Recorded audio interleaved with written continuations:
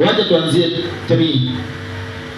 Utabarikiwa mjini, utabarikiwa na mashambani, utabarikiwa na uzao wa tumbo lako, na uzao wa nchi yako, na uzao wa wanyama wako wamefugwa, maongeo ya ng'ombe wako na wadogo wa kondoo zako. Litabarikiwa kapu lako. Sikia hizo, hata siwezi soma zote, ni baraka zinahesabiwa pale, lakini pale mstari wa kwanza ndio determining factor. Mstari wa kwanza, itakuwa utakaposikia sauti ya Bwana Mungu wako kwa bidii. Bwana Yesu asifiwe. Amen. Maana hapo kwa bidii, ukisikia kwa bidii, hapo ndio inategemea. Unasikia sauti ya Bwana, Yesu unaisikianga, lakini je, unaisikianga kwa bidii? Sauti ya Mungu, je, unaisikia kwa bidii? Sasa hapo kwa bidii ndio tumeshinda kufikia hiyo level ambayo Mungu anahitaji. Bwana Yesu asifiwe. Amen. Yes, tunasikia sauti, lakini hatujafikia kiwango Mungu anachotaka.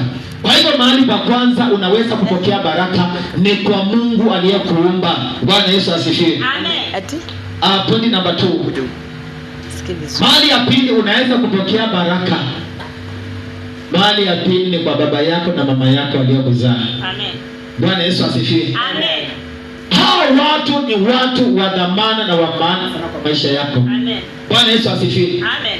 Baba yako na mama yako, kama uko na wao na wako hai, hebu jaribu sana vile unaweza kuwatunza hao wazazi. Amen. Hao wazazi wanaweza kutamka neno kwa maisha yako na ufanikiwe. Amen. Na hao wazazi wanaweza kutamka neno kwa maisha yako yaharibike kabisa. Bwana Yesu asifiwe. Amen. Neno la mzazi lina nguvu sana. Ndiposa maandiko nasema kwa sheria 10, heshimu baba yako na mama yako, siku zako zipate kuongezeka. Bwana Yesu asifiwe. Amen. Hapo tunasoma kitabu ya Mwanzo mlango wa 27. Mwanzo 27. Na tutabarikiwa kwa jina la Yesu.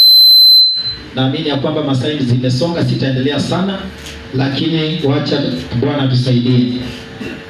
Mwanzo 27 mstari wa kwanza, Biblia nasema hivi: ikawa Isaka alipokuwa mzee na macho yake yamepofuka asione, akamwita Esau mwanawe mkubwa, akamwambia, mwanangu, naye akamwitikia, mimi hapa. Akasema, tazama, sasa mimi nimekuwa mzee, wala sijui siku ya kufa kwangu. Basi na kuomba, chukua mata yako na pondo lako na upinde wako, ukaende nyikani uniwindie mawindo, ukanifanyia chakula kitamu namna ile niipendayo, ukaniletee ili nile, na roho yangu ikubariki kabla sijafa.